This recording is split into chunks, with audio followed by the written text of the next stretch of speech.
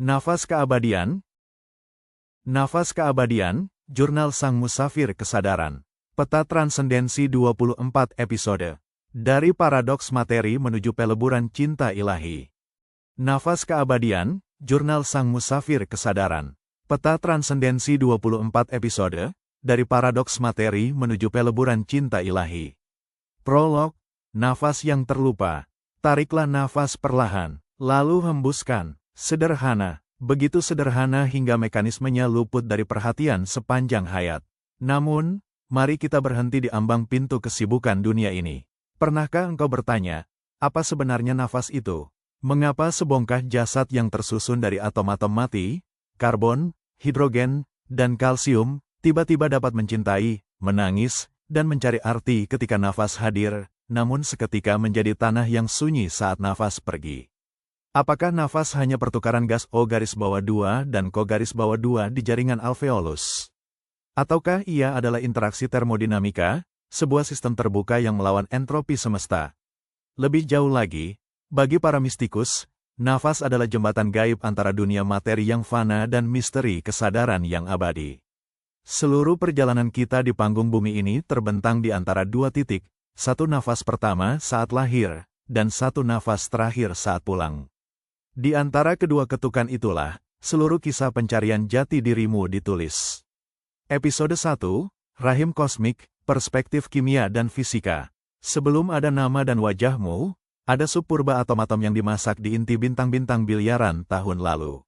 Secara kimiawi, kita adalah debu bintang, stardust. Karbon di jaringan tubuhmu, besi di dalam hemoglobin darahmu, semuanya adalah elemen yang membutuhkan tekanan dan panas kosmik yang dahsyat untuk tercipta.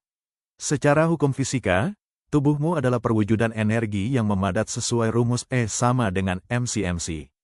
Tidak ada materi yang benar-benar padat.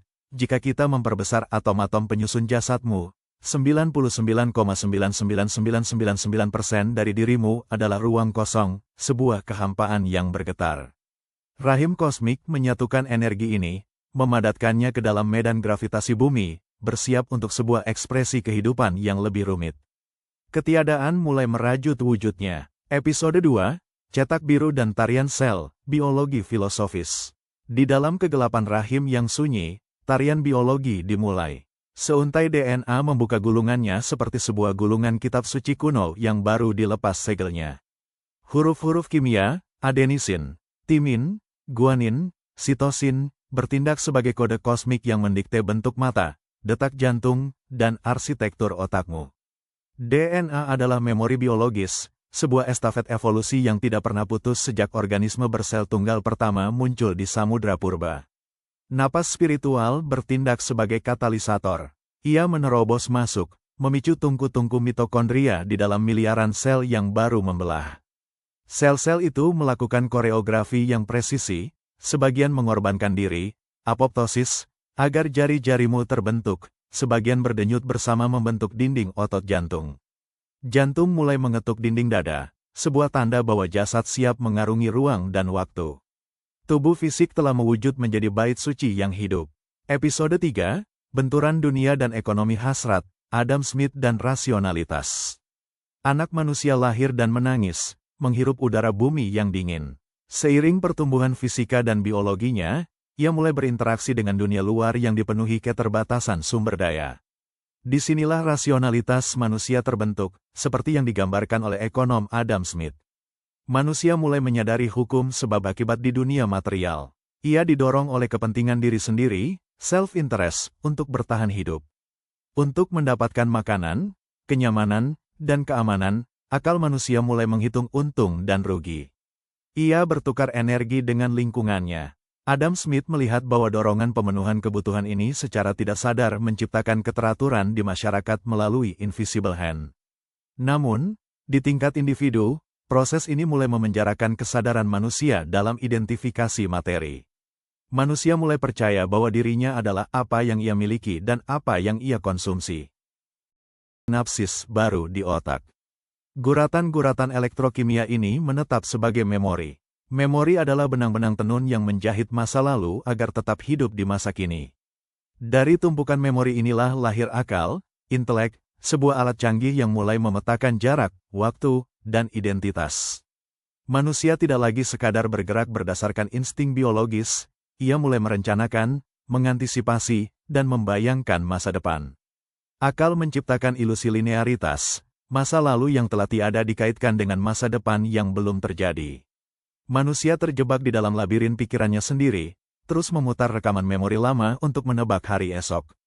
Episode 5, Naskah Takdir dan Drama Eksistensi. Dari rajutan akal, memori, dan benturan dengan dunia fisik, lahirlah sebuah narasi besar bernama cerita hidup. Manusia melabeli dirinya dengan nama, status sosial, pekerjaan, dan sejarah keluarga. Ia merasa menjadi sutradara tunggal yang memegang kendali atas naskah hidupnya. Namun, kehidupan bukanlah garis lurus yang patuh pada kalkulasi akal. Di setiap tikungan, manusia menabrak peristiwa-peristiwa tak terduga, kehilangan yang tiba-tiba, pertemuan yang mengubah arah hidup, atau bencana yang tak masuk akal. Manusia menyebut intervensi misterius ini sebagai takdir. Di hadapan dinding kokoh takdir, keangkuhan akal runtuh. Benturan emosional yang dahsyat ini memaksa manusia berhenti sejenak dari rutinitas mekanisnya. Ia mulai mempertanyakan naskah yang sedang ia mainkan. Episode 6, Terjaga di Balik Pikiran, Fajar Kesadaran. Di titik frustrasi tertinggi terhadap takdir, sebuah keajaiban spiritual terjadi. Sebuah fajar baru menyingsing di dalam kepala, kesadaran, consciousness. Manusia tiba-tiba menyadari sebuah jarak yang gaib. Ia tersadar dari tidur panjangnya dan mengamati, jika aku bisa mengamati pikiranku yang sedang panik, maka aku bukanlah pikiran itu. Jika aku bisa merasakan emosiku yang sedang sedih, maka aku bukanlah emosi itu. Di balik hiruk-pikuk drama pikiran, ada sebuah kehadiran yang diam, kokoh, dan tak bergeming. Ia adalah saksi, the witness. Sains materialistis mampu memetakan aktivitas neuron di otak, namun mereka gagal menjelaskan dari mana datangnya sang pengamat ini. Manusia mulai menyadari bahwa ia bukan lagi sekadar karakter di dalam cerita, melainkan kesadaran yang sedang menyaksikan cerita itu berlangsung. Episode 7, Dinamika Jiwa dan Medan Perang Nafas. Kesadaran yang mulai terjaga kini mampu melihat lapisan batin yang lebih dalam, yang dalam berbagai tradisi disebut jiwa, nafas. Jiwa adalah medan energi yang dinamis, tempat terjadinya pertempuran antara dorongan-dorongan purba. Di ranah jiwa, ego berakar kuat dan bermanifestasi dalam bentuk emosi-emosi yang fluktuatif. Jiwa menuntut kepuasan materi, validasi dari sesama, dan pengakuan duniawi. Ia ditarik oleh dualitas, kesenangan, pleasure, dan rasa sakit, pain. Jiwa yang belum tersucikan akan terus gelisah, berlari dari satu objek duniawi ke objek lainnya, mengira bahwa kedamaian ada di luar sana. Ia adalah pengembara yang haus di padang pasir ilusi. Episode 8, Anatomi Ego, 9 Emosi Dasar, Metode Sedona. Untuk membebaskan jiwa dari penjara ilusi, kita harus membedah struktur emosional ego menggunakan kacamata praktisi kesadaran seperti Lester Levinson melalui pendekatan Sedona Method. Lester menemukan bahwa penderitaan manusia berakar pada 9 emosi dasar ego yang berlapis-lapis. Tingkat emosi manifestasi energi ego. Apatis, apati, perasaan tidak berdaya, mati rasa, keyakinan bahwa aku tidak bisa. Duka, grief, rasa kehilangan yang mendalam, ketidakberdayaan, mengasihani diri sendiri. Ketakutan, fear, kecemasan terhadap masa depan, ketidakamanan, keinginan untuk lari. Nafsu, lust, craving, keinginan yang menggebu-gebu terhadap objek, orang, atau pengakuan. Marah, anger, energi frustrasi yang meledak karena keinginan yang tidak tercapai. Sombong, pride, merasa lebih baik, mempertahankan citra diri, bebal terhadap koreksi. Semangat ego, courageousness, egoik, tekad untuk bertindak yang masih didorong oleh pembuktian diri. Penerimaan semu, acceptance, partial, menerima keadaan namun masih menyimpan dendam terselubung. Damai palsu, peace, conceptual, ketenangan pikiran yang rapuh, yang bergantung pada kondisi eksternal. Setiap emosi ini adalah energi yang tersumbat di dalam tubuh, yang menutupi kejernihan kesadaran sejati. Episode 9, Membongkar 4 Keinginan Dasar, The 4 Wantings. Di bawah 9 emosi dasar tersebut, Lester Levinson menjelaskan adanya 4 keinginan dasar, The 4 Wantings, yang menjadi bahan bakar utama bagi mesin ego untuk terus berputar. Wanting control, keinginan mengendalikan. Dorongan ego untuk mengatur orang lain, situasi, dan masa depan agar sesuai dengan ekspektasinya. Ini adalah akar dari kecemasan. Wanting approval, love, keinginan diakui, dicintai. Rasa haus yang tak pernah surut akan validasi dari luar diri untuk membuktikan bahwa aku berharga.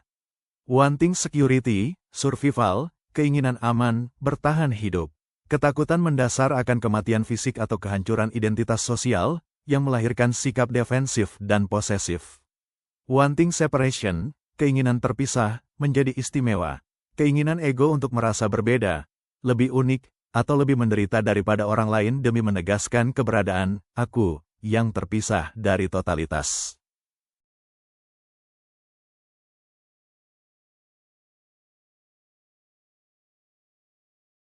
Episode 10, Hasrat Terakhir, Wanting to be Free. Ketika seorang musafir spiritual telah menyadari lelahnya mengejar kendali, pengakuan, dan keamanan duniawi, ego akan bermutasi ke bentuk hasrat yang paling halus, wanting to be free, keinginan untuk bebas atau tercerahkan.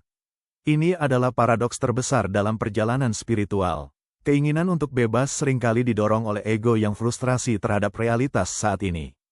Ego ingin menambahkan label, aku yang tercerahkan, ke dalam koleksi prestasinya.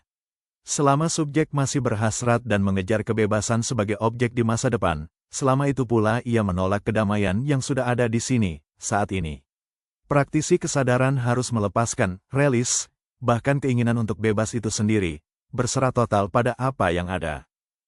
Episode 11, Seni Melepas, The Art of Releasing. Bagaimana cara menembus lapisan emosi dan keinginan tersebut? Bukan dengan menekannya, suppressing, dan bukan dengan meluapkannya, expressing, melainkan dengan melepas, releasing. Melalui metode yang diajarkan Lester Levinson, ketika emosi atau keinginan mengendalikan muncul, kesadaran tidak mengidentifikasi diri dengannya. Musafir spiritual mengajukan pertanyaan kontemplatif ke dalam dirinya sendiri. Apakah aku mengizinkan perasaan ini hadir? Menyambut, welcoming, bisakah aku melepaskannya, melihat kemungkinan, maukah aku melepaskannya, memilih kebebasan, kapan, sekarang, saat energi emosi itu dilepaskan, ruang batin meluas. Setiap pelepasan ego adalah satu ketukan dinding penjara yang runtuh, mendekatkan kita pada keheningan yang murni. Episode 12, Ruh dan Getaran Rahasia Ilahi. Ketika cangkang emosional ego mulai menipis akibat proses pelepasan yang intens, kesadaran menembus dimensi ruh. Dalam tradisi mistik barat maupun timur, seperti tasawuf, ruh adalah substansi metafisik yang ditiupkan langsung dari hembusan ilahi. Ruh tidak tunduk pada hukum kimia pembusukan sel atau hukum fisika relativitas ruang waktu. Ia adalah saksi abadi yang menyimpan cetak biru kesucian manusia. Ruh adalah frekuensi cahaya murni yang membuat akal mampu menangkap intuisi universal, membuat hati mampu merasakan welas asih tanpa syarat, dan menggerakkan manusia untuk merindukan keabadian melampaui batas-batas kedagingannya. Episode 13, Menyadari Sang Sejati, The True Self. Melalui runtuhnya lapisan ego dan tersingkapnya cahaya ruh, sang musafir akhirnya tiba di altar Sang Sejati, The True Self. Sang Sejati adalah apa yang tersisa ketika semua atribut duniamu ditanggalkan. Ia tidak lahir saat tubuhmu keluar dari rahim, tidak bertambah pintar seiring bertumpuknya memori, dan tidak akan berkurang sedikit pun saat tubuhmu menua. Sang Sejati tidak memiliki gender, tidak memiliki agama formal, dan tidak memiliki sejarah personal. Ia adalah kesadaran murni yang luas, tak terbatas, dan senantiasa damai yang melampaui ruang dan waktu. Disinilah engkau menyadari bahwa dirimu bukanlah gelombang yang terasing, melainkan samudra itu sendiri yang sedang menyamar sebagai gelombang. Episode 14, Pengalaman Mistik dan Leburnya Batas-Batas. Ketika Sang Sejati disadari secara penuh, batas antara subjek, aku, dan objek, dunia luar, menguap. Manusia masuk ke dalam pengalaman mistik yang transendental. Dalam kondisi ini, waktu linear berhenti. Masa lalu dan masa depan melebur ke dalam satu detik abadi, the eternal now. Ketika engkau memandang sebatang pohon, engkau tidak lagi merasa terpisah dari pohon itu, engkau merasakan aliran kehidupan yang sama yang menghidupkan sel pohon tersebut juga menghidupkan jasadmu. Kata-kata manusia kehilangan dayanya, Ini adalah keadaan ekstasi spiritual murni, kedamaian yang melampaui segala pemahaman rasional akal, sebuah kilasan keindahan surga sebelum waktunya. Episode 15, Jalinan Kesatuan Kosmik, Unity. Dari pengalaman mistik, lahirlah kesadaran akan kesatuan kosmik, Unity, Advaita.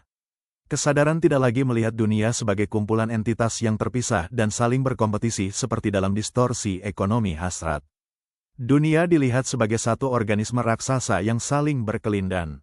Seperti dalam fisika kuantum yang mengenal kuantum entanglement, di mana dua partikel yang terpisah jarak miliaran tahun cahaya dapat saling memengaruhi seketika. Begitu pula seluruh makhluk di alam semesta.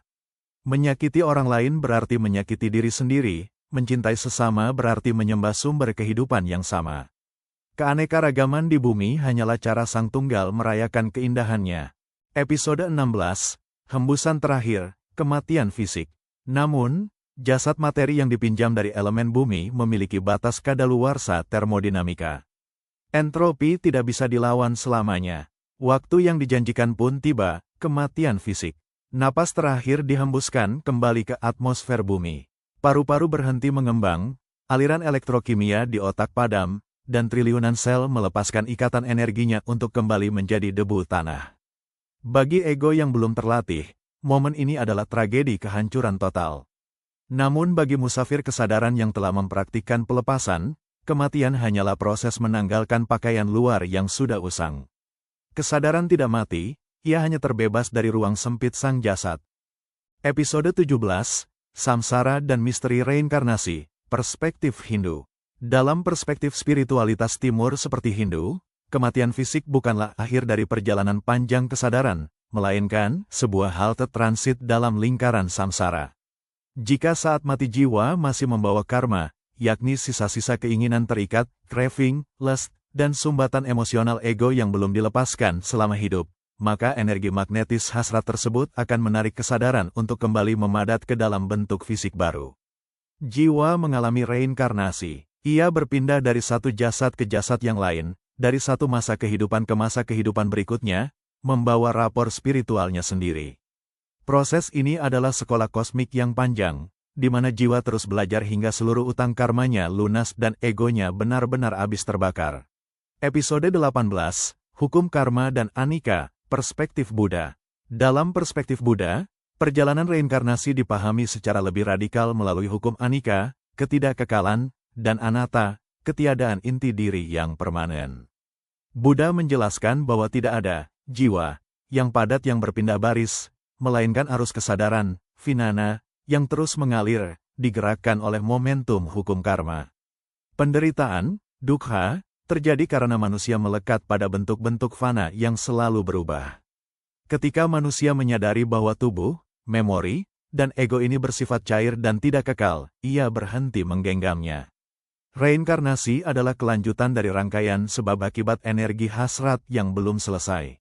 Ketika api hasrat, tanha, itu berhasil dipadamkan total melalui kesadaran penuh, roda samsara berhenti berputar, dan jiwa mencapai kedamaian mutlak.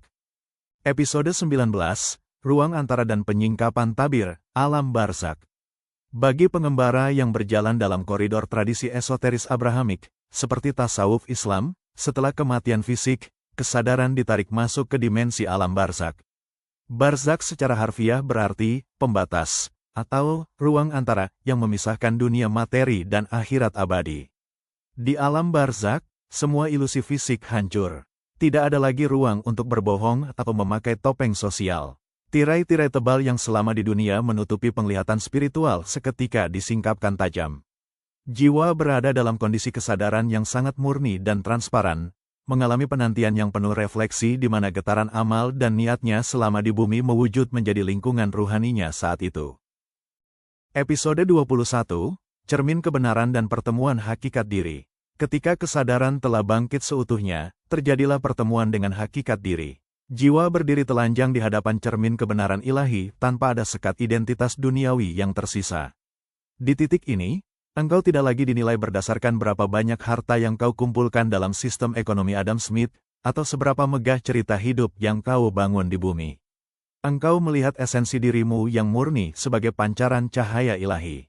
Segala penyesalan atas ketidaksadaran masa lalu menguap, menggantinya dengan pemahaman yang utuh tentang mengapa setiap babak takdir harus terjadi. Sang pencari akhirnya menyadari bahwa yang dicari selama ini tidak pernah berada di luar dirinya. Episode 22, Fana dan Baka, meleleh di samudra kehadiran. Dari pertemuan hakikat diri, jiwa ditarik masuk ke dalam pusaran kosmik yang paling dahsyat, Fana. Fana, keadaan di mana seluruh ilusi keterpisahan makhluk hancur lebur. Rasa ego mencair total, seperti setetes air yang jatuh ke dalam samudra luas. Jiwa tidak lagi merasakan keberadaan dirinya secara mandiri, ia lenyap dalam keagungan eksistensi Tuhan. Namun, kepunahan ini bukanlah ketiadaan nihilistik. Setelah Fana, Tuhan membangkitkan kembali kesadaran manusia dalam makam Baka. Baka, keadaan hidup abadi bersama dan melalui Tuhan. Manusia kembali mengenakan jubah kemakhlukannya di bumi. Namun tindakannya tidak lagi digerakkan oleh kehendak pribadi, melainkan murni menjadi instrumen dari kehendak yang maha kuasa. Episode 23, Insan Kamil dan Marifat, Manusia Paripurna. Dari rahim Baka, lahirlah profil Insan Kamil, Manusia Paripurna. Ia adalah manusia yang telah menuntaskan seluruh discovery journey-nya dari tingkat atom, sel, pembersihan ego, hingga peleburan ruhani. Insan Kamil adalah cermin sempurna di bumi yang memantulkan sifat-sifat keindahan, jamal, dan keagungan, jalal, langit. Ia berjalan di atas bumi sebagai manusia biasa, namun kesadarannya menetap kokoh di haribaan ilahi. Ia memiliki marifat, sebuah pengetahuan langsung tanpa perantara logika akal. Ia tidak lagi sekadar percaya atau tahu tentang Tuhan melalui teks agama formal, melainkan ia telah mengenal dan menyaksikan kehadirannya di setiap kedipan mata dan di setiap hembusan nafas kehidupan. Episode 24, Cinta Ilahi sebagai Muara Akhir Keabadian. Dan sampailah kita di ujung pengembaraan kosmik ini, di mana seluruh lingkaran raksasa eksistensi menemukan jawaban tunggalnya, cinta ilahi, Al-Hub. Tujuan akhir dari seluruh rantai evolusi DNA, benturan takdir, penderitaan ego, kematian, dan reinkarnasi bukanlah pencapaian kekuatan spiritual yang ajaib atau pengetahuan yang menyombongkan diri. Tujuan akhirnya adalah penyerahan total pada cinta tanpa syarat. Sebab, cinta adalah alasan utama mengapa alam semesta ini dikeluarkan dari ketiadaan menuju keberadaan. Cinta adalah energi yang mengikat atom-atom tetap bersatu. Cinta adalah desakan yang membuat sel-sel berkembang, dan cinta pula lah yang menjadi pelukan abadi yang menyambut jiwamu kembali ke rumah sejati. Episode tambahan, satu nafas pulang. Tariklah nafas kembali, dan lepaskan dengan keikhlasan yang mutlak. Kini engkau tahu, engkau bukanlah sekadar sebongkah daging biologis yang sedang sekarat menunggu waktu. Engkau adalah kesadaran abadi yang sedang melakukan perjalanan penemuan diri melalui ruang dan waktu. Seluruh kehidupan yang kau lalui ini hanyalah kisah dari satu nafas ilahi yang keluar dari keabadian, menjelajahi pekatnya dunia materi, memurnikan dirinya melalui pelepasan ego, lalu kembali pulang ke sumber segala kehidupan. Kepada yang maha mencintai, kepada yang maha abadi, perjalanan telah selesai, dan engkau telah sampai di rumah. Perjalanan 24 episode ini bukan sekadar naskah untuk dibaca, melainkan cermin radikal untuk melihat ke dalam batin. Saat ini, di episode mana jiwamu sedang berdilema? Apakah engkau masih bergelut di labirin ego, 9 emosi dasar, atau sedang belajar melepas 4 keinginan dasar demi menyadari sang sejati? Sesi melepaskan, releasing, adalah praktik harian, bukan teori semalam. Jadikan narasi nafas kebebasan ini sebagai panduan harianmu untuk meruntuhkan tembok ego dan menemukan kedamaian yang tak tergoyahkan. Mengetahui tentang sang sejati tidaklah sama dengan menyadarinya. Jika engkau merasa lelah terus dikendalikan oleh kecemasan, wanting control, atau haus pengakuan, wanting approval, mari belajar melepaskannya bersama-sama secara privat dan terbimbing. Jika getaran dari nafas keabadan ini beresonansi jauh ke dalam ruhmu, jangan biarkan egomu melupakannya begitu saja saat video ini berakhir. Tekan tombol subscribe, follow, berikan like, dan kirimkan kisah ini kepada satu orang terdekat yang jiwanya sedang bertarung mencari kedamaian. Sampai jumpa di ruang keheningan berikutnya. Tuliskan satu kata atau perenungan singkatmu di kolom komentar. Mari kita saling menguatkan dalam perjalanan pulang ini. Mulai petualangan Discovery Journey pribadimu hari ini. Tekan tombol subscribe, follow, berikan like, dan kirimkan kisah ini kepada satu orang terdekat yang jiwanya sedang bertarung.